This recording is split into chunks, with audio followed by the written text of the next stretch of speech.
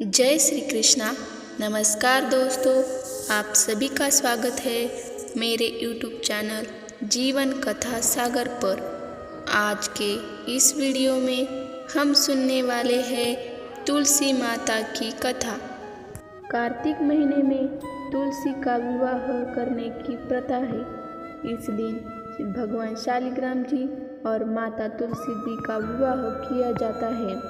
इस दिन गन्ने का मंडप बनाकर पूरे विधि विधान से तुलसी और भगवान विष्णु जी के स्वरूप शालिग्राम जी का विवाह किया जाता है। तुलसी विवाह करने वालों को माँ लक्ष्मी का आशीर्वाद मिलता है। तो आइए चलिए जानते हैं आखिर क्यों विष्णु जी को माता तुलसी जी से विवाह करना पड़ा। वीडियो शुरू करने से पहले आप सभी से मेरी रिक्वेस्ट है, अगर आप मेरे चैनल पर पहली बार है तो प्लीज़ मेरे चैनल को सब्सक्राइब ज़रूर करें। पौराणिक कथा के अनुसार दैत्यराज कालनेमि की कन्या वृंदा का विवाह जालंधर से हुआ। जालंधर एक राक्षस था। अपनी सत्ता के मद में चूर उसने माता लक्ष्मी को पाने की कामना से युद्ध किया, परंतु समुद्र से ही उत्पन्न होने के कारण माता लक्ष्मी जी ने उसे अपने भाई के रूप में स्वीकार किया। वहां से पराजित होकर वह देवी पार्वती को पाने की लालसा से कैलाश पर्वत पर चला गया। भगवान देवाधिदेव शिव का ही रूप धारण कर माता पार्वती के समीप गया, परंतु माँ ने अपने योग बल से उसे तुरंत ही पहचान लिया। वहाँ से वह अंतर्ध्यान हो गई। देवी पार्वती ने क्रोधित होकर सारा वृत्तांत भगवान विष्णु जी को सुनाया। जालंधर की पत्नी वृंदा अत्यंत ही पतिव्रता स्त्री थी। उसी के पतिव्रता धर्म की शक्ति से जालंधर न तो मारा जाता था और न ही पराजित होता था। इसलिए जालंधर का नाश करने के लिए वृंदा के पतिव्रता धर्म को भंग करना बहुत आवश्यक था।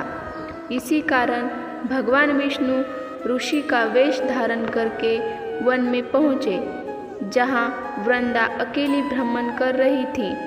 भगवान के साथ दो मायावी राक्षस भी थे, जिन्हें देखकर वृंदा भयभीत हो गई। ऋषि ने वृंदा के सामने पल में दोनों को भस्म कर दिया।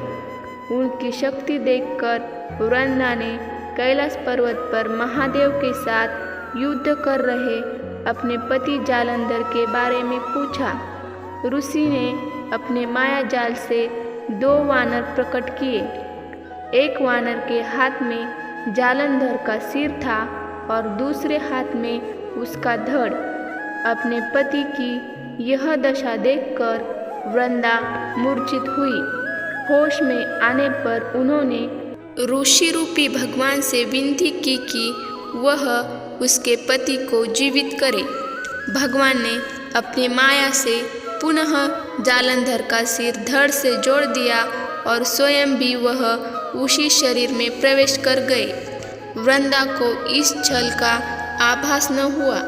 जालंधर बने भगवान के साथ वृंदा पतिव्रत का व्यवहार करने लगी, जिससे उसका सतीत्व भंग हो गया।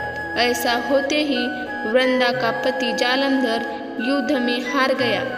इस सारी लीला का जब वृंदा को पता चला तो उसने क्रोध में आकर भगवान विष्णु को हृदयहीन शिला होने का शाप दिया।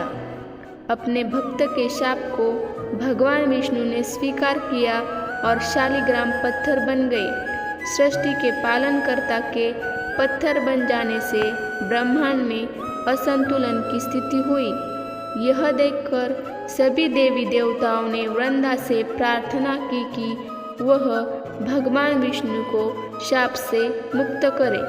वृंदा ने भगवान विष्णु को शाप से मुक्त कर दिया, लेकिन स्वयं उसने आत्मदाह कर लिया। जहाँ वृंदा भस्म हुई वहाँ तुलसी का पौधा उग गया। भगवान विष्णु ने वृंदा से कहा, हे वृंदा, तुम अपने सतीत्व के कारण मुझे लक्ष्मी से अधिक प्रिय हो गई हो। अब तुम तुलसी के रूप में सदा मेरे साथ रहोगी। जो भी मनुष्य मेरे शालिग्राम रूप के साथ तुलसी का विवाह करेगा उसे इस लोक और परलोक में विपुल यश प्राप्त होगा। ऐसा माना जाता है जिस घर में तुलसी होती है वहाँ यम के दूत भी नहीं जा सकते। यह थी तुलसी विवाह की कथा। अगर आपको यह कथा पसंद आई हो तो इस वीडियो को लाइक करें और शेयर करें और साथ ही में मेरे चैनल को सब्सक्राइब करना ना भूलें।